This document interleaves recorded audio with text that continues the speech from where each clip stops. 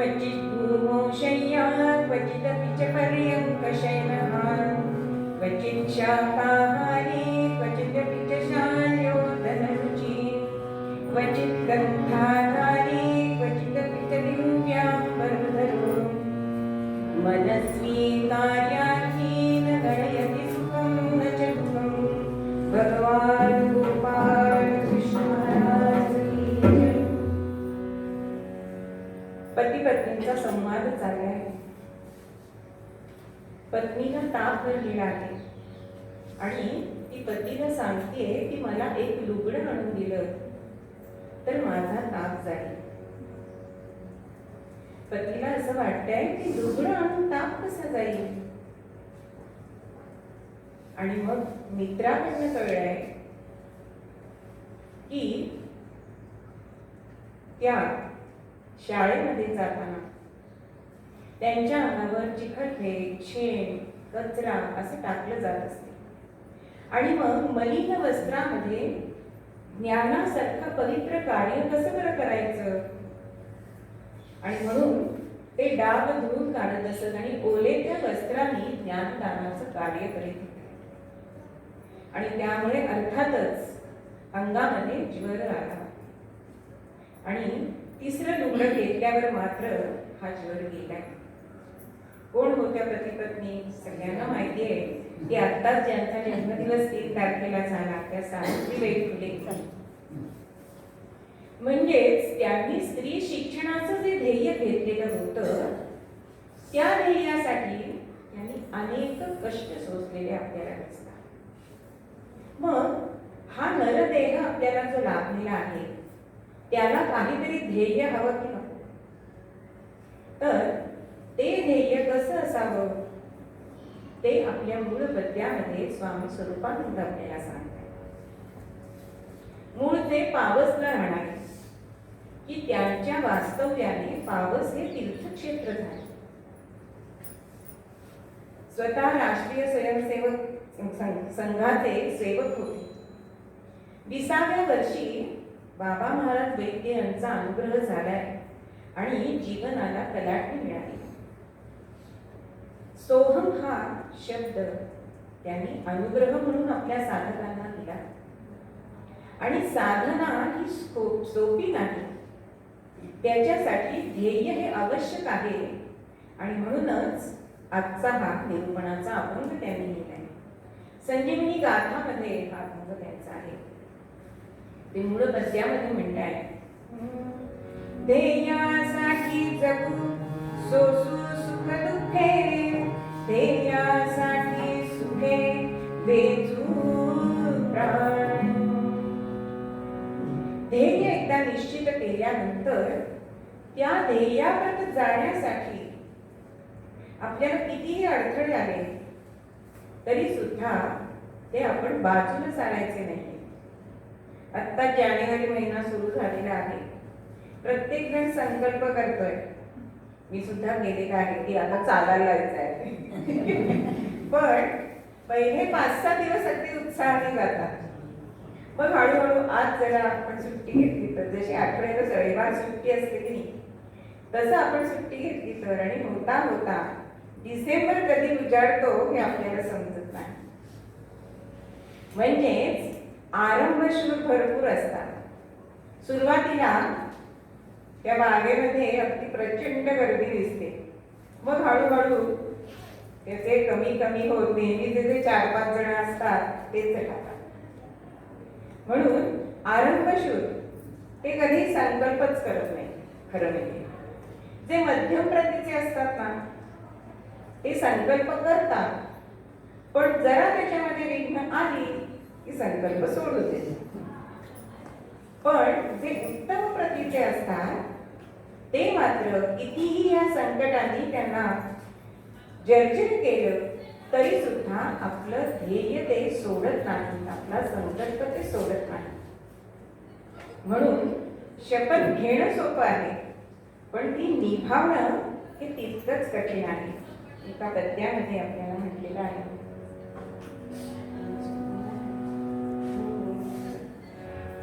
शपथ लेना तो सरल है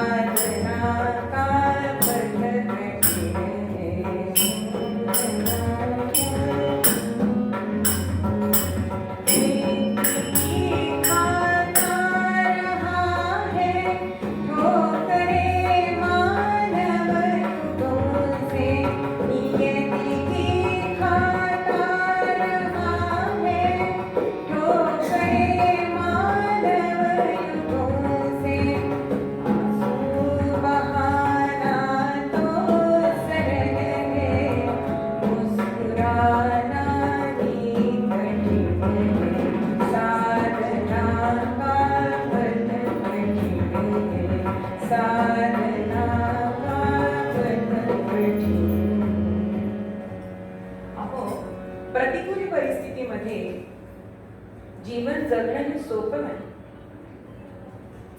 रडणं सोपं आहे, पण प्रतिकूल परिस्थितीमध्ये हसणं हे सगळ्यामध्ये कठीण आहे. आपण मीरा नाम जोकर सगळ्यांनी सिनेमा बघितला असेल. स्वतःची आई मरण पावली तरी सुद्धा लोकांचं मनोरंजन हसून करणारा तो नायक आहे. मग हे ध्येय म्हणजे काय असतं हो नक्की?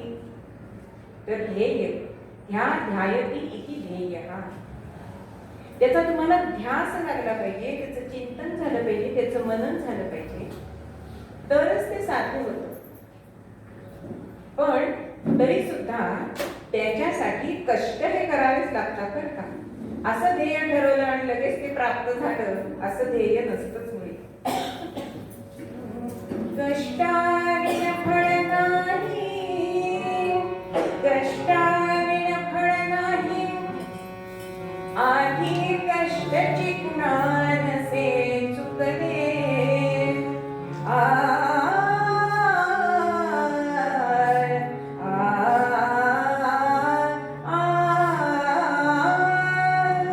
कष्टाविना फळ नाही, आधी कष्टाची कुणा नसे चुकले.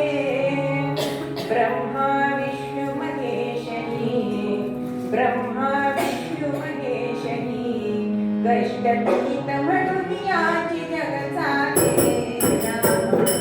राम राम हरे हरे राम, राम राम हरे हरे राम, राम राम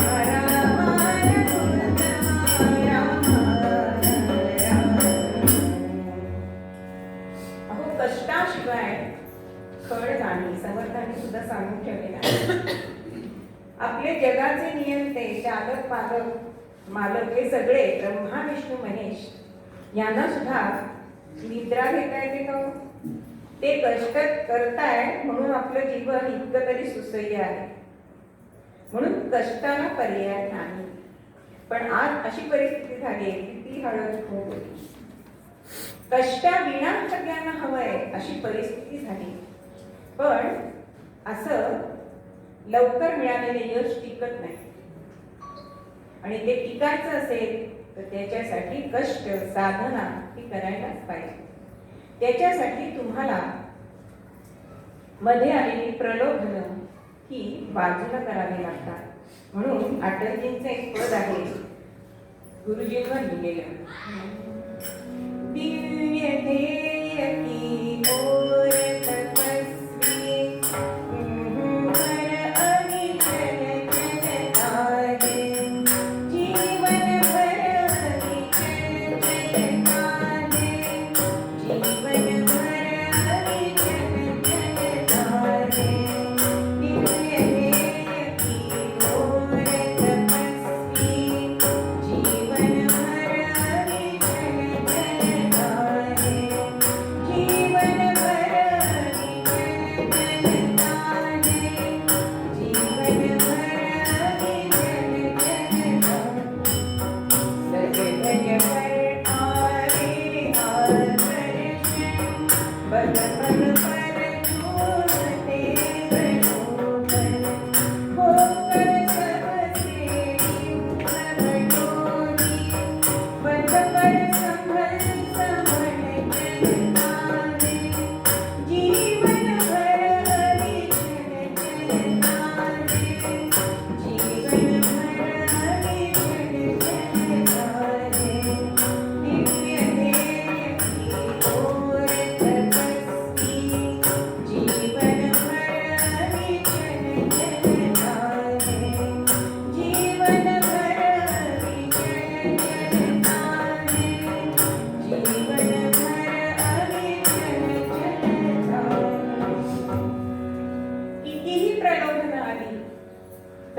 सुद्धा त्यांना बाजूला साधून हे ध्येयाकडे जाणारे जे साधक असतात ते आपला मार्ग आक्रमण करीत असतात आणि म्हणूनच त्यांना ध्येय प्राप्ती ही होत असते.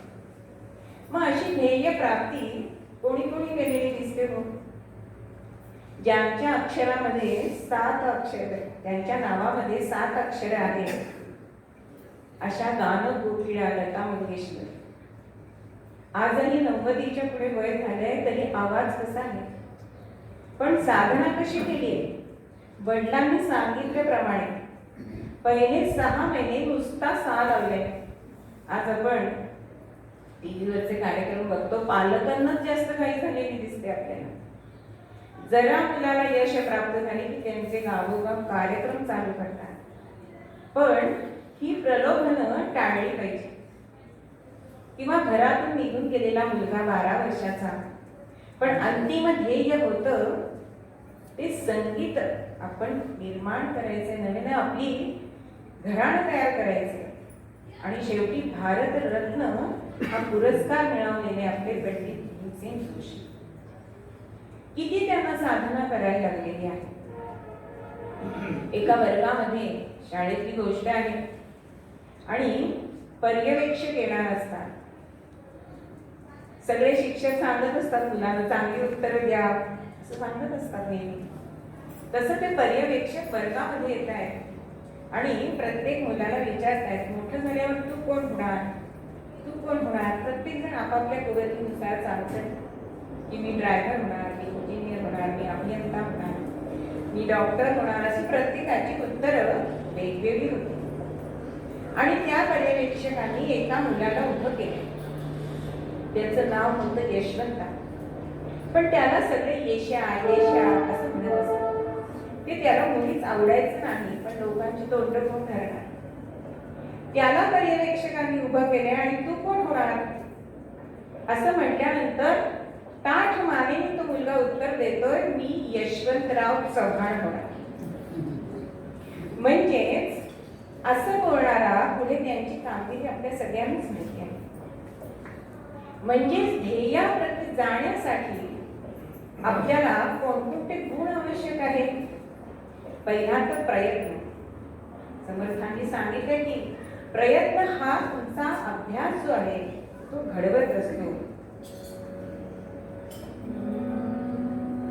ध्येय माझी देव करा, यत्नाची कास करा. ध्येय माझी देव करा, यत्नाची कास करा. व्यर्थ यत्न ध्येया विना, दवंड काळे क्षणा. व्यर्थ यत्न ध्येया विना, दवंड काळे क्षणा. रक्षिय तुझ भगवंत, देवा हा तुझा. रक्षिय तुझ भगवंत, देवा हा तुझा. देवा हा तुझा. देवा हा तुझा. एक क्षण सुद्धा तुम्ही दवडू नका यत्नाशिवाय. यत्न हाच देव आहे आणि तुम्ही जर यत्न हा देव ठरवला आणि त्या मागून ध्येय प्राप्ती करण्यासाठी गेला तर तुम्हाला भगवंत हा नक्की सहाय्यभूत होतो. पण अशी दृढ निष्ठा आपली असायला पाहिजे, दृढ श्रद्धा असायला पाहिजे. मग असे हे जसा प्रयत्न हा गुण आहे तसे अजून ध्येय साध्य करण्यासाठी कोणते गुण लागतात? कारण परमेश्वर कधी आपल्याला मदत करतो? नुसतं असेल माझा हरी देवी खाट्यावरी असं म्हणून काही ध्येय प्राप्ती होत नाही. उद्यमं साहसं ध्येयं बुद्धिशक्ती पराक्रमः. षडैते यत्र वर्तन्ते तत्र देव सहाय्यकृत्. भगवान भगवान कृष्ण महाराज की जय. आधी बुद्धीचा वापर करायला पाहिजे, शक्तीचा वापर करायला पाहिजे, साहस पाहिजे. मी कसं करू? पोहायला शिकायचं हे ध्येय ठरलं तर पाण्यात उडी मारण्याचं साहस करायला पाहिजे की नाही? तर तुम्हाला ते ध्येय प्राप्ती होईल. काठावर बसून पोहता कसं येणार? नाही तर मग गादीवरच पाय मारत बसायचे, असं होईल. तसाच पराक्रम तुमच्याकडे असायला पाहिजे. असे 6 गुण तर तुम्ही ध्येय प्राप्तीसाठी आपल्यामध्ये अंगीकृत केले तर तुम्हाला ध्येय प्राप्तीसाठी भगवंत सहाय्य करत असतो. बघा, शिवरायांना भगवंतांनी सहाय्य केलेले आहे की नाही? कारण प्रत्येक प्रसंग जर आपण शिवरायांच्या चरित्रातला बघितला तर त्यांचं बुद्धिचातुर्य दिसतं, शक्ती दिसते, युक्ती दिसते, साहस दिसतं, पराक्रम दिसतो आणि म्हणूनच त्यांना भगवंतांनी सहाय्य केलेले दिसते. मग जसे गुण आवश्यक आहेत तसे दोष सुद्धा कोणते आहेत ध्येय प्राप्तीसाठी? जर तुम्ही ध्येय प्राप्ती करणार असाल तर 6 गुण जसे सांगितले तसे 6 दोष सुद्धा भरतोहरी सांगितलेले आहेत.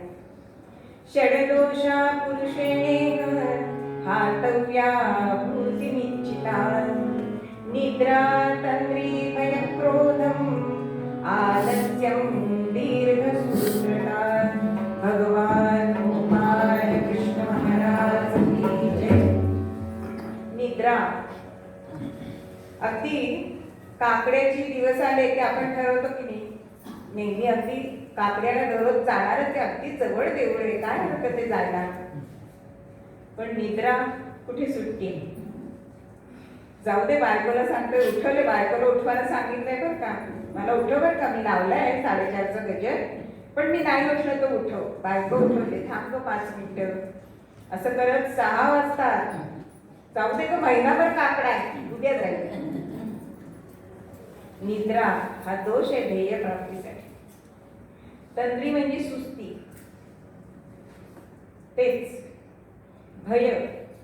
जर तुम्ही भीती धरली तर ध्येय प्राप्ती होणार नाही. आळस हा तर माणसाचा पहिला शत्रू सांगितलेला आहे. आणि दीर्घसूत्रता, आज करू उद्या करू, नुसते संकल्प करण्यात काही अर्थ नाही.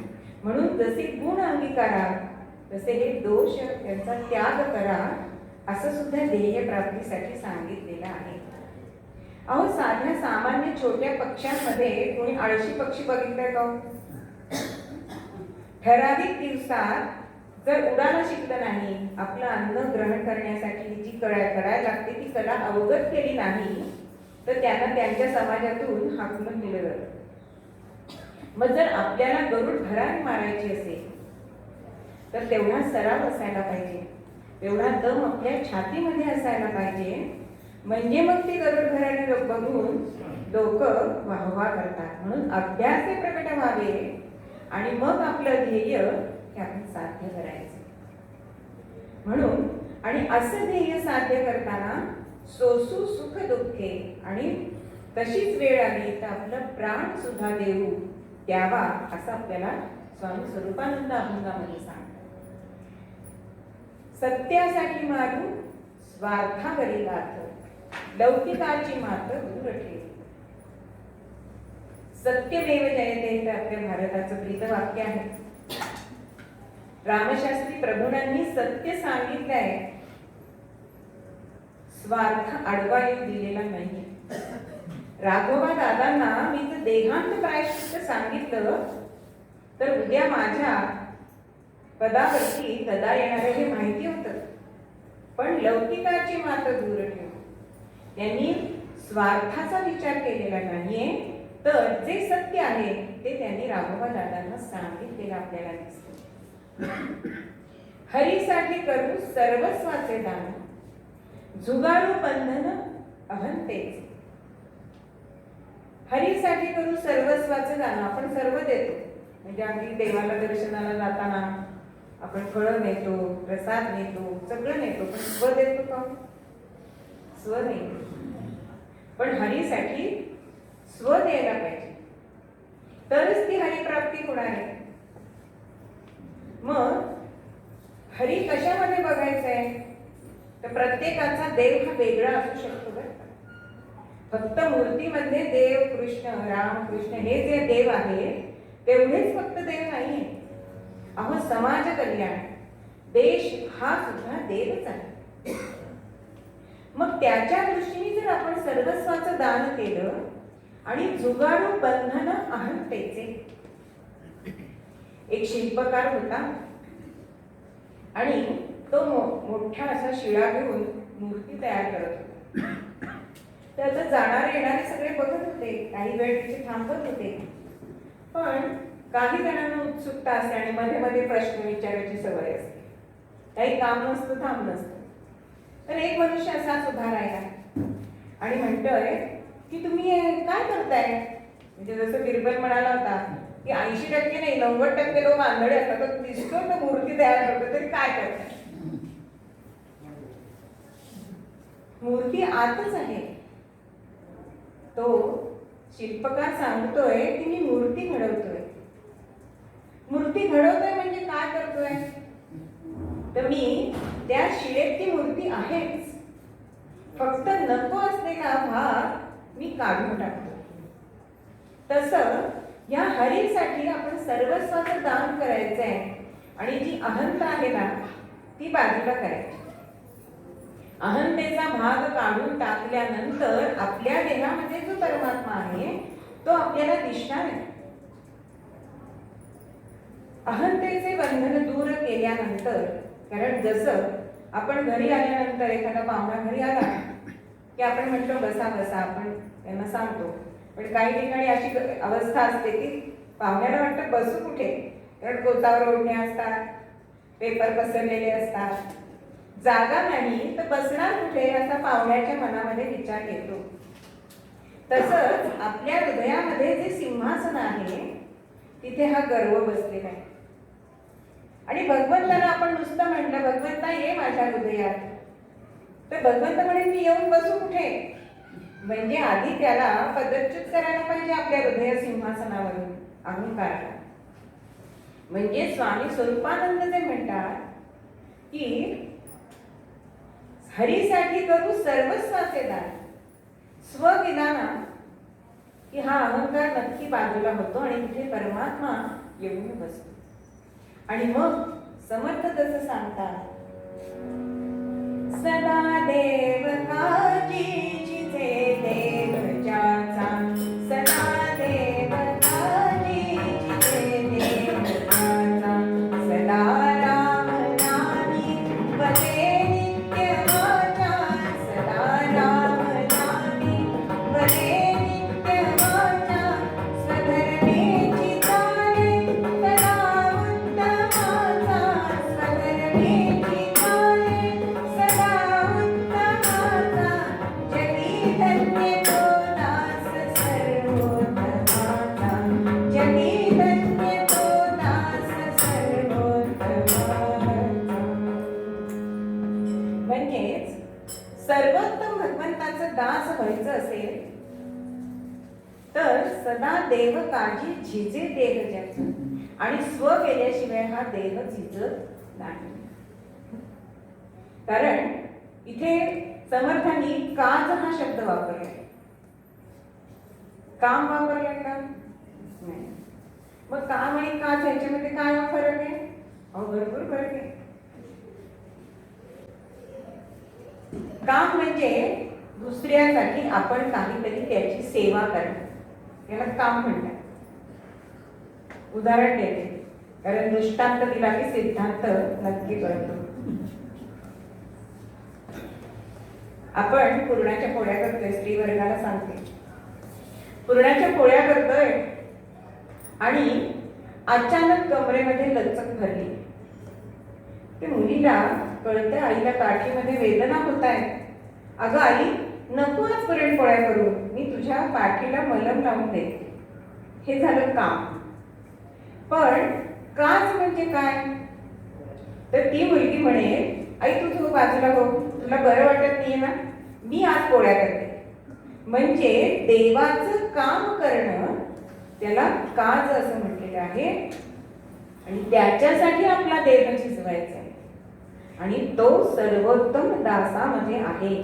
कारण सदा दास हा शब्द उलटा वाचा, स दा दास. म्हणजेच दास्य पत्करणं म्हणजेच देवासाठी आपलं सर्वस्वाचं दान करणं, म्हणजेच जुगाड बंधन अहंतेचे, असं आपल्याला स्वरूपानंद सांगताय. आणि तिसऱ्या चरणामध्ये आपल्याला ते सांगताय, स्वामी म्हणे मन ध्येयी समर्पून होऊची आपण ध्येय रूप. स्वामी म्हणे मन ध्येयी समर्पून, ध्येयाला मन अर्पण करायचंय. कारण कुठलीही गोष्ट मनापासून केली ना की ती चांगली होते, आणि करायची म्हणून केली की ती अजिबात चांगली होत नाही. अगदी स्वयंपाकाचं उदाहरण नाही, माहेरची माणसं यायची असली की आपण कसं मन लावून, बाई तिला ना खीर अगदी खूप आवडते, मग त्याच्यात आपण केशर घालू, वेलदोडा घालू, काजू, बेदाणे असं सगळं साग्र संगीत करतो. पण एखादी सासरची नणंद येणार असते तर त्याच प्रेमाने आपण करतो का? ते मन आपण आपल्या ध्येयाकडे नेतो का, अर्पण करतो का? होऊची आपण ध्येय रूप, म्हणजे इथे अभेदता असली पाहिजे. ध्येयामध्ये आणि आपल्यामध्ये अभेदता असली तरच आपण ध्येय प्राप्त करू शकू. ज्या वेळेला एकनाथजी रानडे हे विवेकानंद स्मारक त्यांचं बांधून झालंय, आणि ज्या वेळेला त्यांना बरं नाहीसं झालं आणि थोडासा भ्रम झालाय, कोमामध्ये ते गेले होते शेवट, आणि त्यांना चांगली आठवण यावी हिच्यासाठी सगळे त्यांचे अनुयायी हे प्रयत्न करत होते. मग त्यांच्या पलंगाच्या त्या खोलीमध्ये विवेकानंदांचे फोटो लावलेले होते. त्यांच्या समोर प्रार्थना म्हणलेली विवेकानंद केंद्राची. पण इतकं मन त्याला अर्पण केलेलं होतं की मुद्दाम चुकीचा शब्द म्हटलेला एकनाथजींनी त्याला सुधारून सांगितला. का सांगितलं? स्वामी म्हणे मन ध्येयी समर्पण, समर्पण पाहिजे तिथे. नुसतं आपण नावासाठी जे आपण दान देत असतो ना ते उपयोगच नाही. आणि होऊची आपण ध्येय रूप. तर एकनाथजी ते फोटो बघत होते लावलेले आपल्या खोलीत ते, आणि आपल्या एका अनुयायाला म्हणतात, हा बघ माझा फोटो. अर्थात वास्तविक तो फोटो होता विवेकानंदांचा. पण विवेकानंद आणि मी वेगळे नाहीच. हा जो भाव आहे तो भाव स्वामी स्वरूपानंदांना इथे अभिप्रेत आहे की आपण आपल्या ध्येयासाठी आपलं मन समर्पित करणं हे अत्यंत आवश्यक आहे. आणि तरच हा ध्येयार्थी, हा साधक आपलं ध्येय साध्य करू शकतो. मग त्याला सूत्र श्लोकात सांगितल्याप्रमाणे कधी त्याला निजायला जमीन सुद्धा असेल किंवा एखादा छप्पर पलंग सुद्धा असू शकतो. कधी त्याला कंदमुळं खायला मिळतील, तर कधी पंचपक्वान्नांचं जेवण मिळेल.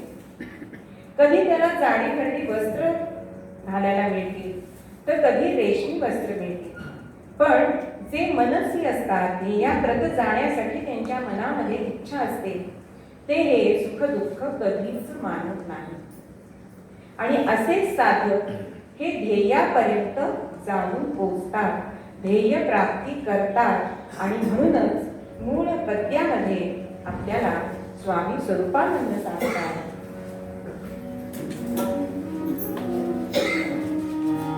ध्येयासाठी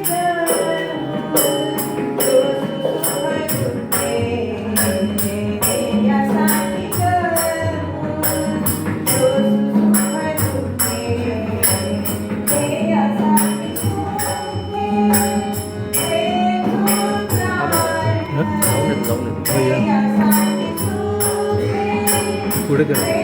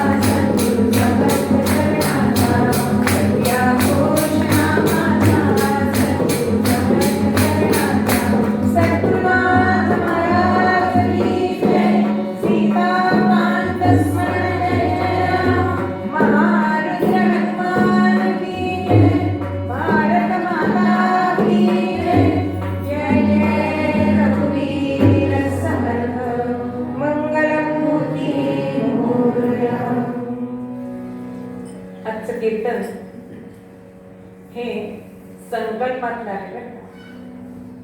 आत्ताचे अमृत महोत्सवी स्वातंत्र्याचं वर्ष चालू आहे. त्या निमित्ताने पुण्याचे मोरेश्वर बुवा चरोलीकर यांनी असा संकल्प केलाय की 1000 कीर्तन सगळ्या कीर्तनकारांनी मिळून क्रांतिकारकांवरती करायची आहे. आणि त्याची ते नोंद घेत आहे. आम्हाला फॉर्म वगैरे दिलेला आहे, म्हणून मी कशा काकांना विचारलं आणि आजचा हे कीर्तन त्यांनी मला इथे श्रीरंगच्या तर्फे दिलेलं आहे. हे कशासाठी करायचे तर कित्येकांचा असा समज आहे की दे देईन मी आजादी विना खडग विना ठाण.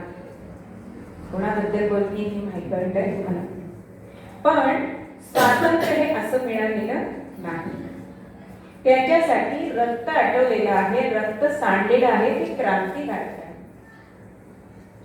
आणि हे क्रांतिकारक घराघरात त्यांचं चरित्र पोचावं हा त्यामागचा हेतू आहे.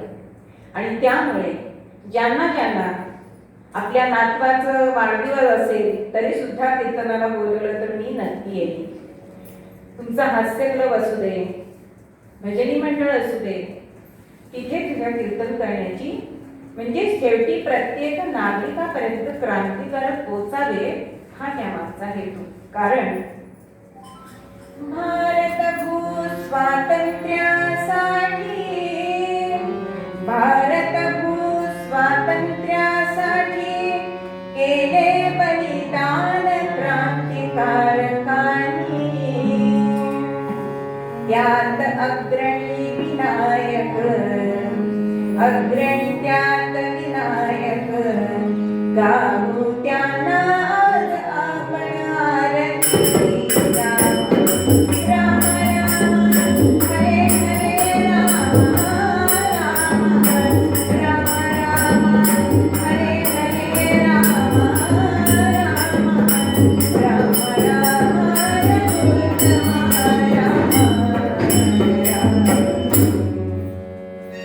सगळे क्रांतिकारकांनी आपापली भूमिका बजावली. आपापल्या परीने भारत मातेसाठी आपलं सर्वस्वाचं दान केलेलं आपल्याला दिसतं. पण जसे मुकुटमणी संतांचा म्हणजे तुकारामांना असं म्हटलेलं आहे, तसे या क्रांतिकारकांमध्ये अग्रणी कोण असेल तर विनायक दामोदर सावरकर. त्यांचं चरित्र मी आज पहिल्यांदाच लावणार आहे, प्रयत्न करणार आहे. भाग्यवान हा ठाकुरते, भाग्यवान हा ठाकुरता हो, नाशिकच्या शेजारी हो, नाशिकच्या शेजारी. भाग्यवान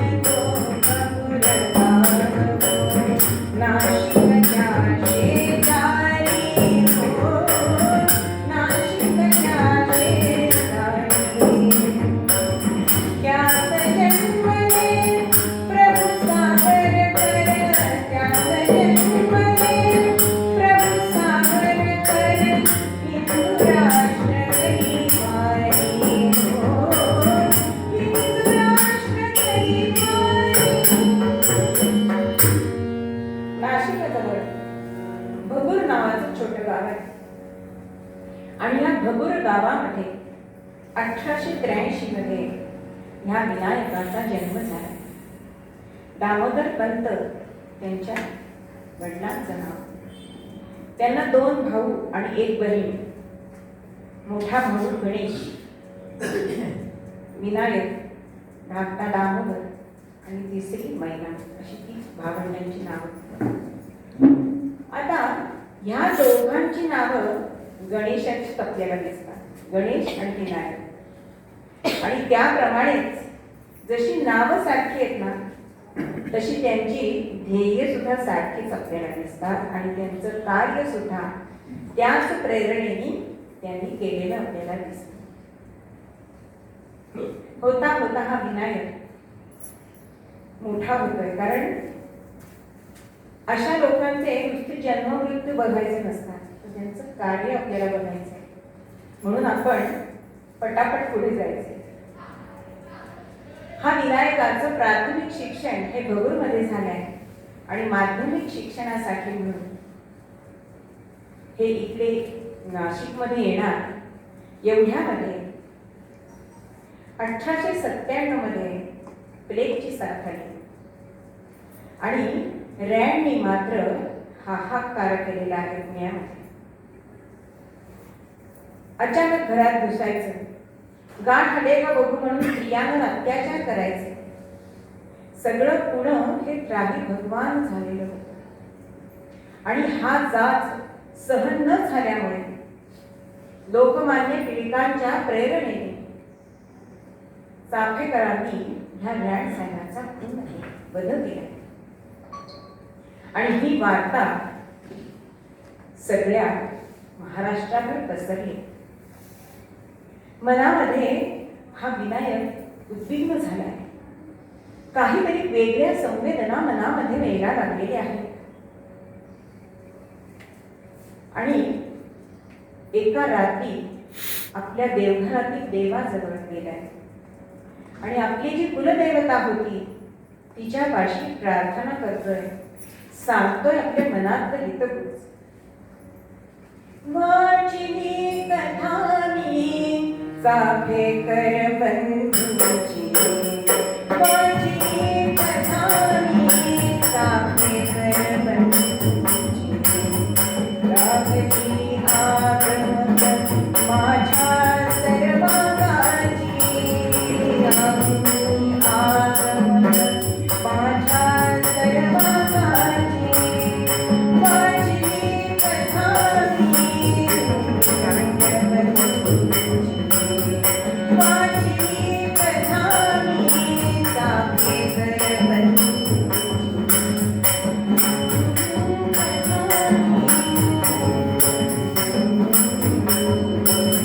स्वातंत्र्य मिळविणे सशस्त्र क्रांती हेतू, स्वातंत्र्य मिळविणे स्वतंत्र हेतू. भारता भारता मरेल हा मनी हेतू, भारता भारता मरेल हा मनी हेतू. मरणाची नदी क्लेशन कितना किंतु, मरणाची नदी क्लेशन कसला किंतु. महिषासुरमर्दिनी साक्ष तुझ्या चरणाची, महिषासुरमर्दिनी साक्ष तुझ्या चरणाची. वाचिली कथानी चाफेकर बंधूची, वाचिली कथानी चाफेकर बंधूची. मग आग लागली माझ्या सर्वांगाची, मग आग लागली माझ्या सर्वांगाची.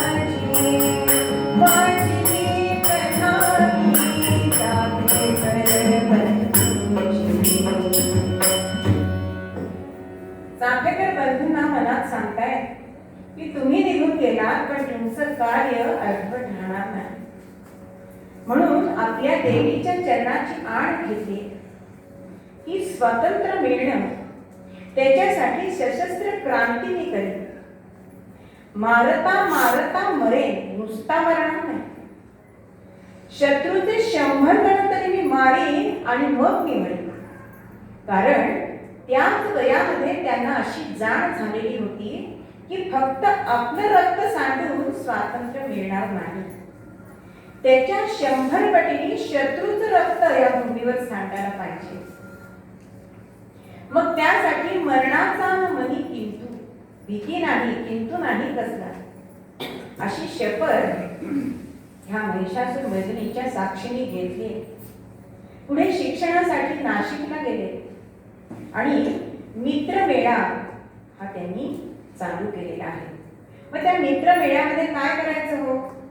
पहिल्यांदा त्यांनी काय केलं असेल तर मित्रमेळ्यामध्ये शिवाजी महाराजांची प्रतिमा तिथे आणली, शिवरायांची आरती तिथे रचली. आपल्याला लता मंगेशकरांची माहिती त्यांनी म्हटली आणि ती शिवरायांची आरती दररोज या मेळ्यामध्ये व्हायला लागली. त्यानंतर थोडासा व्यायाम, कसरत, इतिहासाचं वाचन आणि मग त्यातून चर्चा, असा हा मित्रमेळ्याचा परिपाठ सुरू झाला. आणि संघटन कसं करावं हे खरोखर सावरकरांकडूनच शिकायला पाहिजे. म्हणजे त्यांनी ते समर्थांचं घेतलं होतं असं म्हणायला वावगं होणार नाही.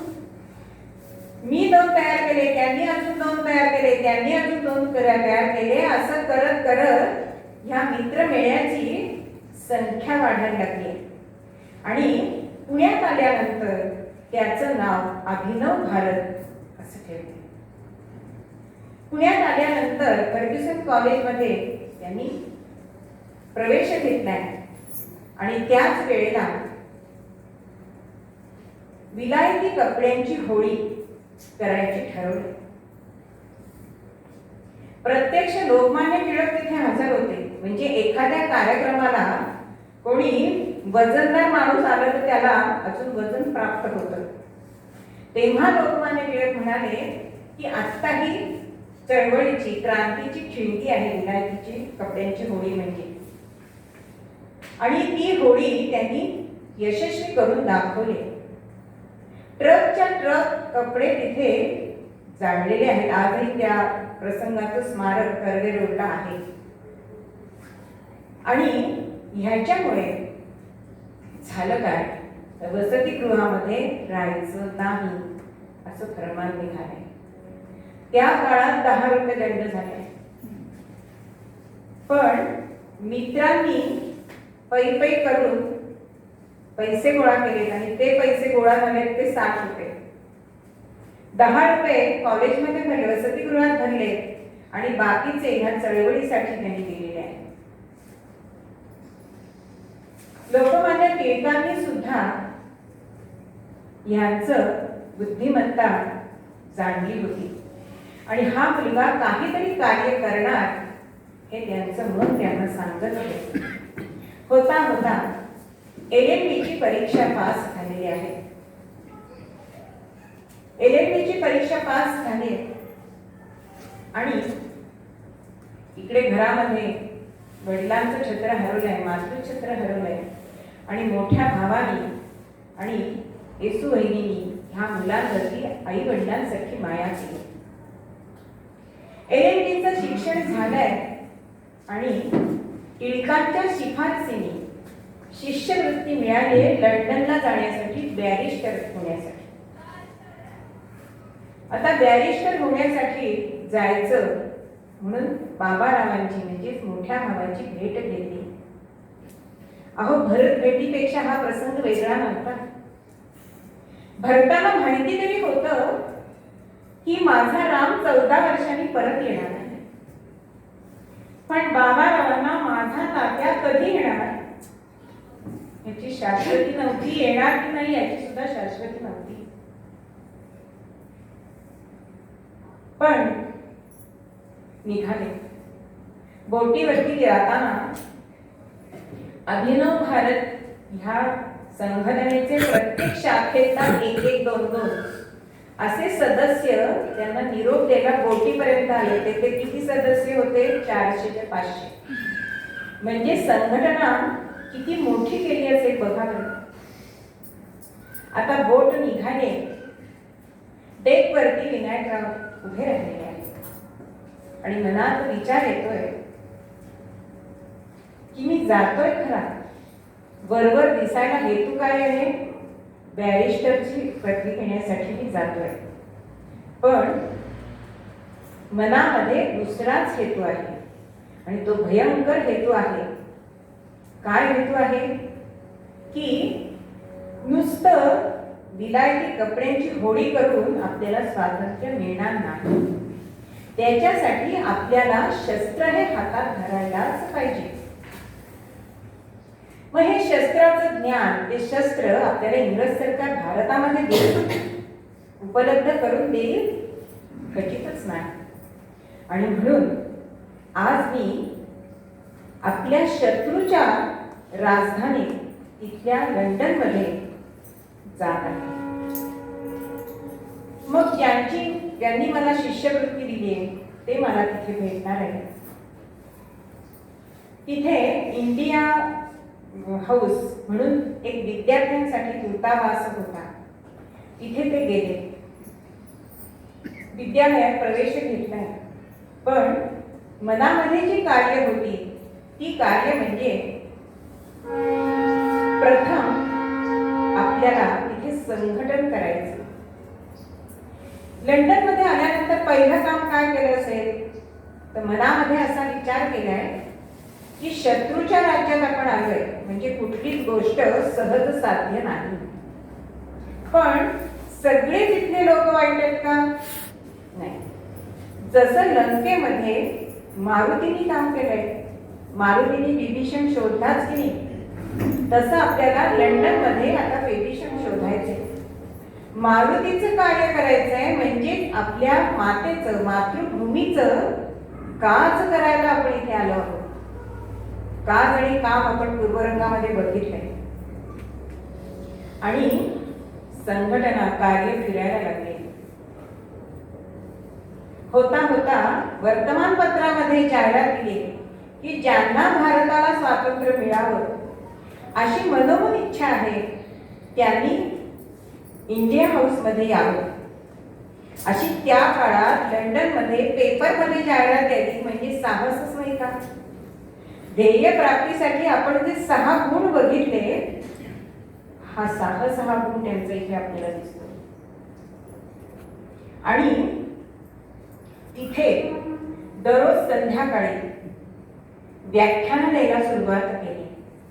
तरुणांना ही प्रेरणा द्यायला सुरुवात केली. कारण अभिनव भारत या संस्थेचं कार्यच काय होतं हो? अभिनव भारत प्रसिद्ध झाली त्रिखंड विश्वात. अभिनव भारत प्रसिद्ध झाली त्रिखंड विश्वात.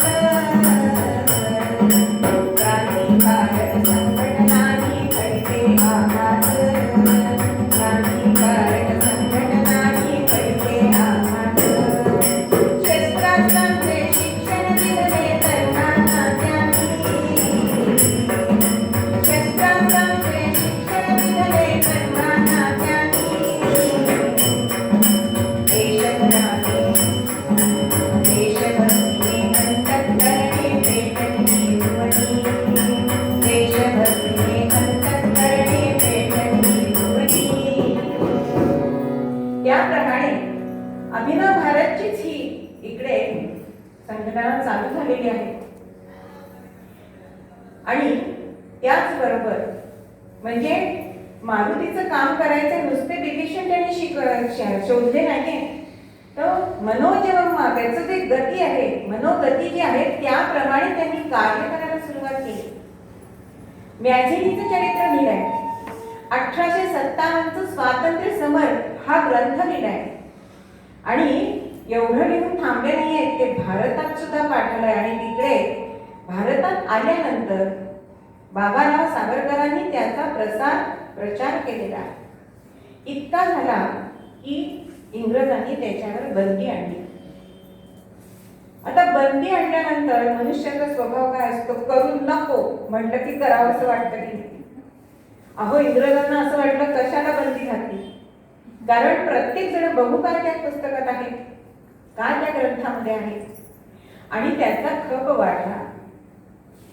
त्यामुळे बंदी आल्यानंतर बाबारावांनी ते लिहिलेलं सगळं साहित्य फ्रान्सला पाठवलंय, त्याचं इंग्रजीमध्ये रूपांतर केलंय आणि ती परत पुस्तकं छापली. इकडे कारण भारतातले सगळ्या ठिकाणांचे तरुण लंडनमध्ये शिकण्यासाठी आलेले होते. म्हणजे हे कार्य महाराष्ट्रापुरतं सीमित राहिलं नाहीये, तर भारताला इतकं व्यापलंय.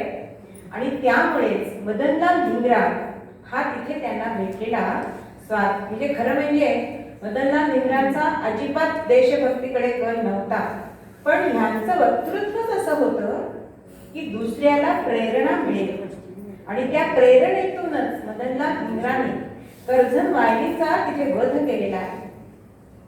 त्याचे पडसाद भारतात उठले आणि त्याचे पडसाद काय उतरले तर अनंत कान्हे यांनी जॅक्सनचा वध केला, आणि तो वध केल्यानंतर अनंत कान्हे पकडले गेले आणि त्यांच्या जवळ जे पिस्तूल आहे ते पिस्तूल लंडनहून आलेलं आहे, त्याची बनावट लंडनची हे लक्षात आलं. आणि दुसरं तिसरं हे कार्य कोणी करत नसणार म्हणून सावरकरांना त्यांच्यावर वॉरंट निघालेलं आहे. इकडे शिक्षण चालूच होतं. फ्रान्सला काही लोक त्यांचे अनुयायी पाठवले, बॉम्ब कसा तयार करायचा याचं शिक्षण त्यांना घ्यायला सांगितलंय. त्याचे प्रयोग इंडिया हाऊस मध्ये सुरू झाले. एवढंच नव्हे तर 1857ला त्या युद्धाला 50 वर्ष झाली म्हणून सुवर्ण महोत्सव लंडनमध्ये त्यांनी साजरा केलाय. तसे बिल्ले छातीवर लावून काय पराक्रम आहे बघा. म्हणजे शत्रूच्या ठिकाणी जाऊन शत्रूला एवढा आपण नामकरण करायचंय ही सोपी गोष्ट नाही. त्याशिवाय अनेक तरुण तयार केले आणि पुस्तकामध्ये पुस्तक कोरून त्याच्यातनं पिस्तूल पाठवलेली आहे, आणि त्यामुळेच बाबारावांना अटक झालेली आहे. घरादारावर जप्ती आलेली आहे. अहो, घरातल्या स्त्रियांना आश्रितासारखं शेजारी राहायला लागलेला आहे. त्यामुळे जनमानसामध्ये हा सावरकरांवरती आलेला प्रसंग बघून अत्यंत मन उद्विग्न झालेली आहे, कारण संघटनच त्यांचं एवढं होतं. आता वॉरंट निघालाय म्हटल्यानंतर आता एक तर इथेच फाशी देतील असं मनात विचार आलाय, आणि आपलं मन हलकं करण्यासाठी मनातलं हितगुज सांगण्यासाठी कुठे गेले? सागर किनारी गेलेले आहे. आणि सागराला म्हणताय, सागरा नेमज सीने परत मातृभूमीला, सागरा प्राण तळमळला, सागरा प्राण तळमळला, भूमातेच्या चरण कलाटू धुता, नित्य पानिता होता, मज बदलासी अन्य देशी चल जाऊ, सृष्टीची विविधता पाहू, दैजननी विरह शंकित झाली, गया देव जगी भले, मार्गज्ञ सवे नीच पृष्ठिवालीन, वरितया परत आणीन. तू मला वचन दिलं होतंस ना, पण आता माझ्या भारत मातेची भेट होणार.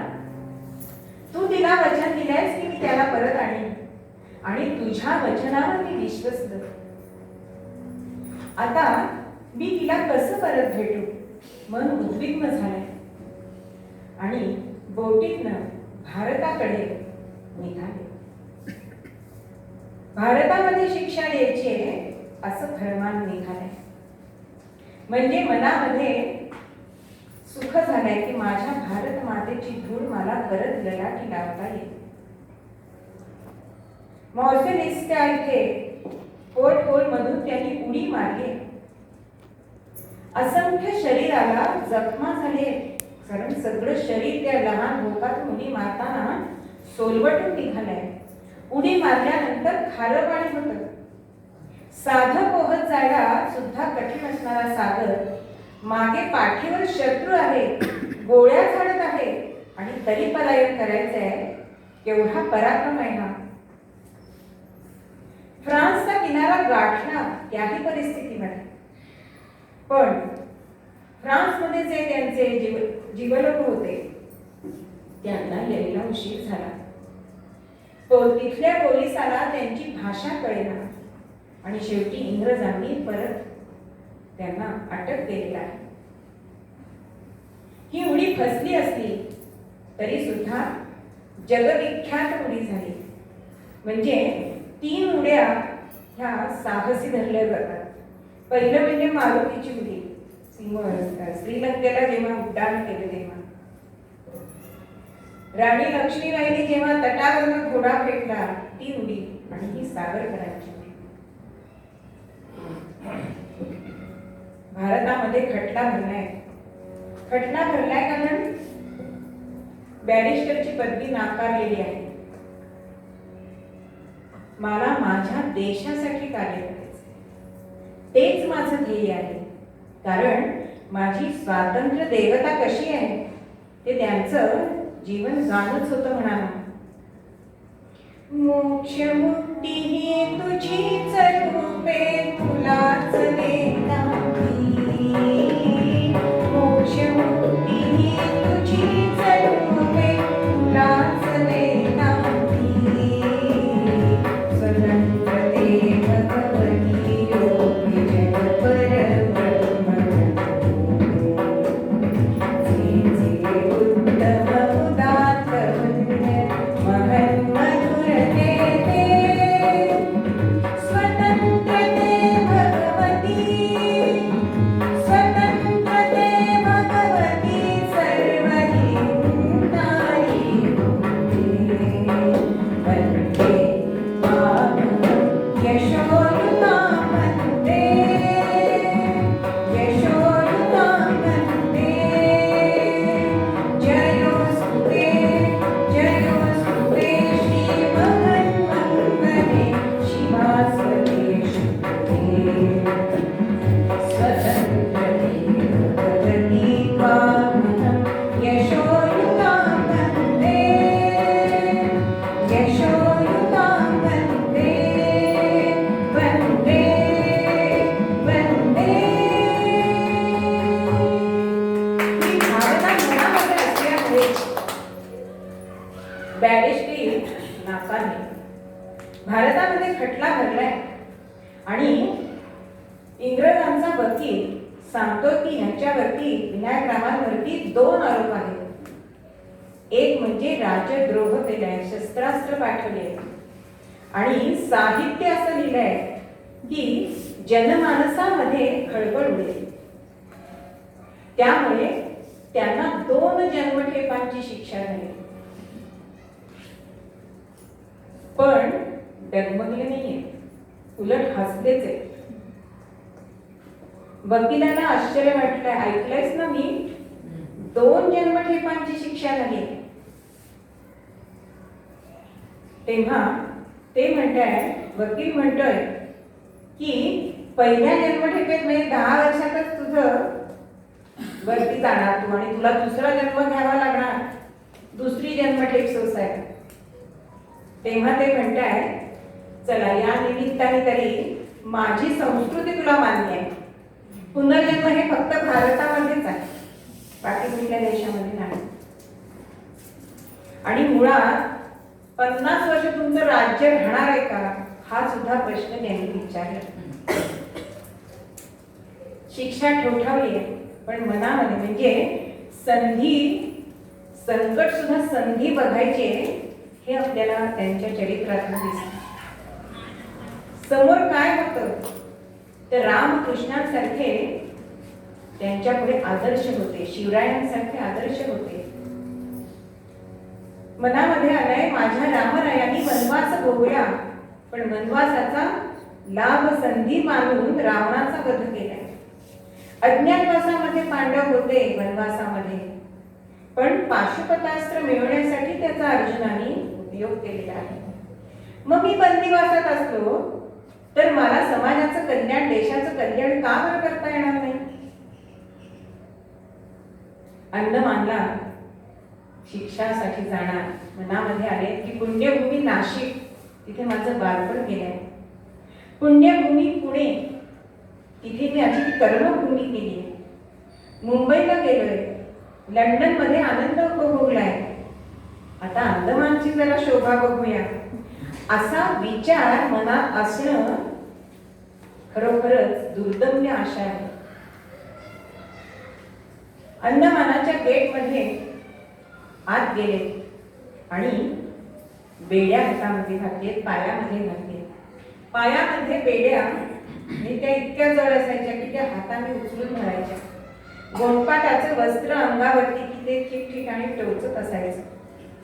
आणि अंदमानला गेल्यानंतर तुम्ही बघितलं असेल तर 3ऱ्या मजल्यावरती अगदी शेवटची खोली त्यांना दिली होती, म्हणजे चढता उतरता यांना त्रास व्हावा.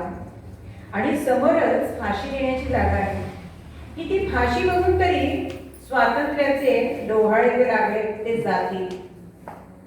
पण कुठलाच परिणाम त्यांच्यावर झाला नाही. त्यांनी आपलं ध्येय सोडलं नाही. कमी काय यातना होत्या? यातना बहुत होती तेरासी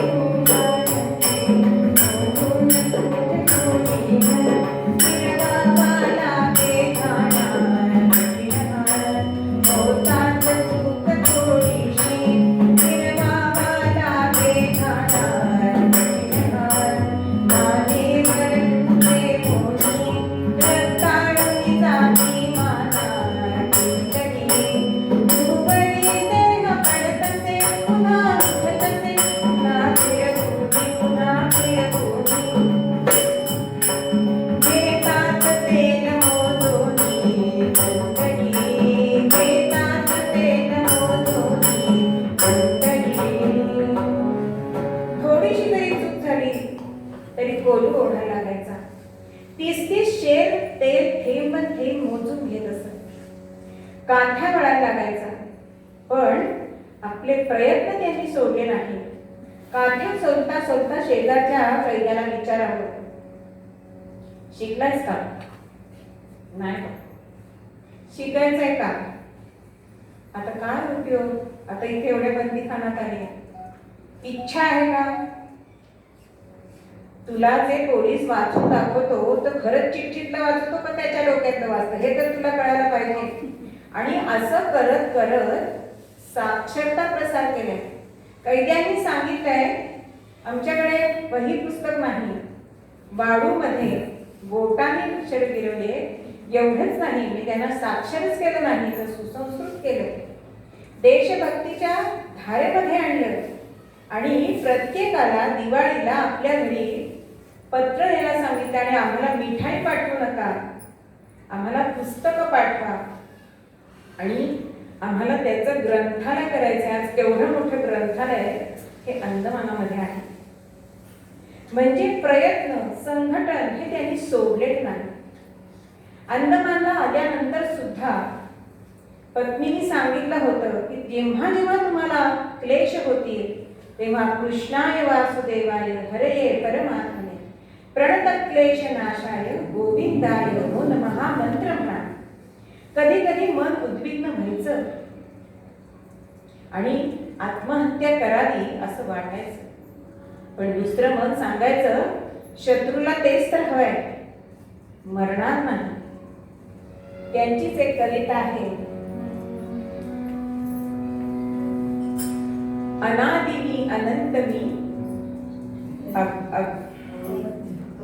अवध्य मी खरा. म्हणजे मला सिंहांच्या पुढे टाका, तो सुद्धा नम्र होऊन माझी बोट चाटेल. गाणं म्हणत नाहीये कारण पावणे 7 झालेले आहे.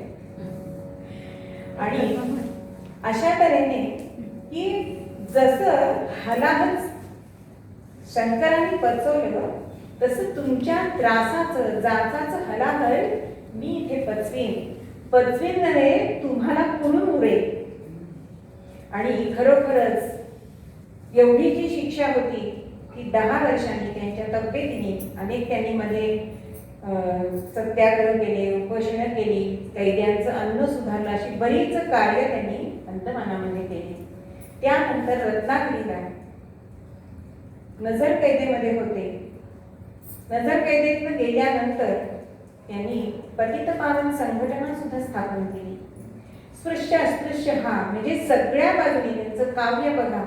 अहो आपल्याला फुलपानं बघून काव्य सुचेल एक वेळ, पण त्या अंधाऱ्या कोठडीमध्ये काव्य सुचणं आणि ते मुखोद्गत करून पुन्हा लिहिणं हे किती अवघड आहे.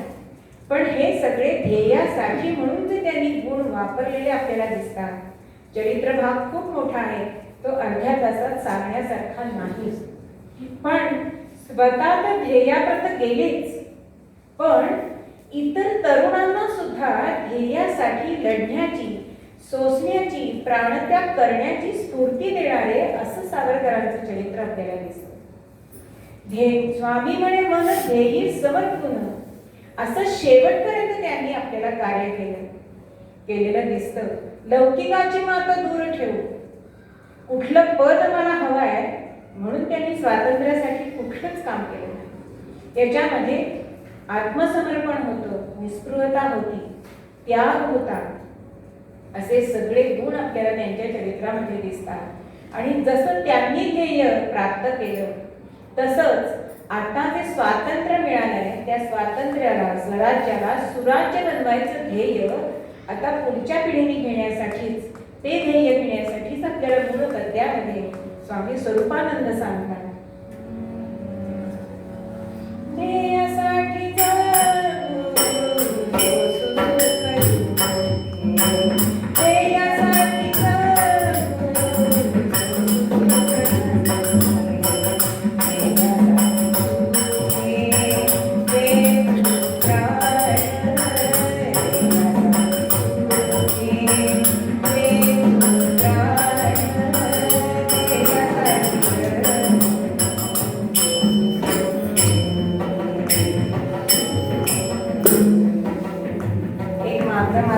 त्यानंतर वंदे मातरम आणि भारत मातेची आरती.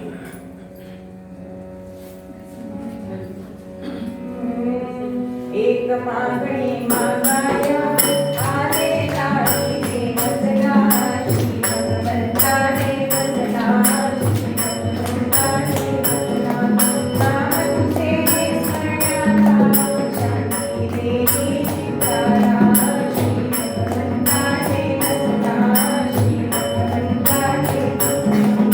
नाम तुझे गायाला सुंदर वाणी दे वंदना, श्री भगवंता दे वंदना.